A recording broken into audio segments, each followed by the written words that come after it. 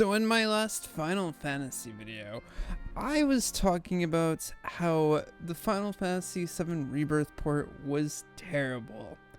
Well, Spider-Man 2 came out and exceeded everyone's expectations and making the game really bad somehow. I don't know how they did it, but they managed to mess it up more than most modern releases. So, does that mean because there's a worse port out there that Final Fantasy VII Rebirth is suddenly a good port? No, but what I can say is it's a lot more functional now than it was with mods. Yes, mods have ended up fixing Final Fantasy VII Rebirth. Prior to the recent update that Final Fantasy VII Rebirth had, there was also a direct storage thing that you could just slide in there and it would just update the direct storage. So thankfully that's good to go. But there's a lot of other issues like stuttering and so on and so forth. So what this mod essentially addresses is a lot of it. And the mod is called Final Fantasy VII Rebirth Ultimate Engine Tweaks. And it does a lot here. Just to overall fix the stuttering issues and a lot of the other inconsistencies with the port. Now, although Final Fantasy VII Rebirth had an update that fixed stability, it wasn't very detailed. At the very least, Steam Deck starts with low settings automatically now, and so that isn't really a worry in regards to that. But that doesn't mean the game is completely fixed with the Final Fantasy VII Rebirth update and these patches, as I just think now that I'm kind of realizing the issue the more I've played, that I can kind of like figure out what's going on here. Now, DLSS 4 looks genuinely amazing in Final Fantasy VII Rebirth. I think I've gotten so teary-eyed just looking at some of these scenes because they look so amazing, but my main issue is the character models. There is something wrong specifically with the character models. Despite everything else that, I had to go through modding it and putting DLSS 4 in the game, I think there is something specifically wrong with that. Now, whether or not you're just in the open world and wanting to take a screenshot or in a cutscene, there is something very, very wrong when the game isn't in motion. And I've come to finally realize that is the complete issue with the character models. The game decides to be like, yes, we are going to pixelate the living hell out of this image. Why this happens is beyond me, and I can't really understand why it does this. People may have varying results depending who you are and depending what graphics card you have.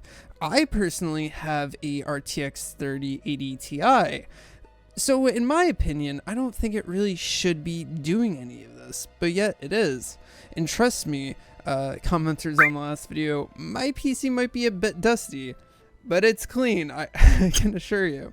Now, there's a lot of different comments within that video that made me very much question my sanity, like forcing the game to run a anti-aliasing solution from the NVIDIA control panel, which is something I could have done, but I don't think it just would have worked the way that person was really saying, because I just don't think it really does that, and it's probably going to go over top of whatever DLSS solutions are within the game. So basically it was just making me scratch my head a bit.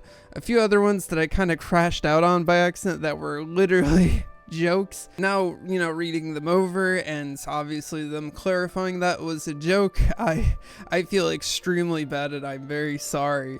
It's not a Final Fantasy 13 port, so it has to be good, or a Final Fantasy 13 2 port. I think Final Fantasy 13 is probably one of the worst ports Square Enix has ever made for the Final Fantasy series on PC. I mean, I'm sure there's probably worse, but if I have to go through a just megaton of threads to just get to a solution in fixing the game so it can actually run, not half frozen and doing all this weird shit. But the main reason why I ended up making my initial video on this was because Square can do better with PC ports. Square is a $1 million, maybe, I don't know if it's, it's $1 million company. I don't think it's a $1 billion company. And Square has every ability to make a good PC port. Instead of rushing this game out, they could have implemented options like in the Resident Evil series, like really just take everything from those settings and really just flesh it out. Like, show me what takes up a lot of VRAM, show me what would do so on and so forth. Give me examples as to how this will affect my graphics. Stuff like that can go a long way in you actually getting, you know, PC consumers to keep buying your products. But to release a game in this state, kind of as how it was, isn't quite a great look, but it's also not as bad as Spider-Man 2. I will completely admit that. It's definitely not that bad, but it's still not great with the initial issues that I had and still kind of going through. Now, I don't think these issues came to be because the game was just ported to PC. I honestly think that the PS5 version of the game had issues, but it just ran, right? You didn't really notice them up until it got ported to a different system, or systems, if you will, because it's ported to PC, where a lot of people have a different configuration for each different PC for the most part. So, you know, PS5s are relatively the same and you can run it the same across the board. PCs are a bit different, where any incremental upgrade or different thing that you have in your system could really affect the game as a whole. Especially like if you run an AMD graphics card, you don't have options like DLSS to make the game a lot more clear.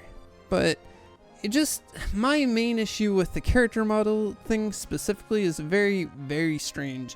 And I genuinely hope Square Enix ends up fixing this, but my main concern is, can it be fixed? Because the game's in DLSS mode and it just does like a beauty filter effect to it, and it just looks, and then it starts to kind of melt and look stupidly pixelated. It's just the weirdest thing ever. So I'm not looking for perfection with this port by no means, but I'm just hoping Square keeps improving. And I don't think necessarily Final Fantasy VII Rebirth is a great port, but it definitely is a step in the right direction for Square Enix. And I think that anyone who thinks that I haven't played, you know, Final Fantasy VII Rebirth like at all, or Final Fantasy VII in general, like, I really love this game and I just want to see it really, really succeed in the future, and hopefully part 3 comes to PC on launch day. So with that all being said, I just wanted to get this video out there, talk my piece, make a follow-up video, and call it a day, and, you know, say that mods kind of helped my experience definitely work a bit better. But you know what, this game is so damn still impressive that I just, oh my god, I keep playing. I beat on the PS5 Pro and I was just like, you know what, I want to play it again on the PC, and here we are. And it's stupid, it really is. But anyways, I hope you guys enjoyed this video, and hopefully next video I can go into some character mods for the game. So with that being said, I'll see you guys in the next one. Peace.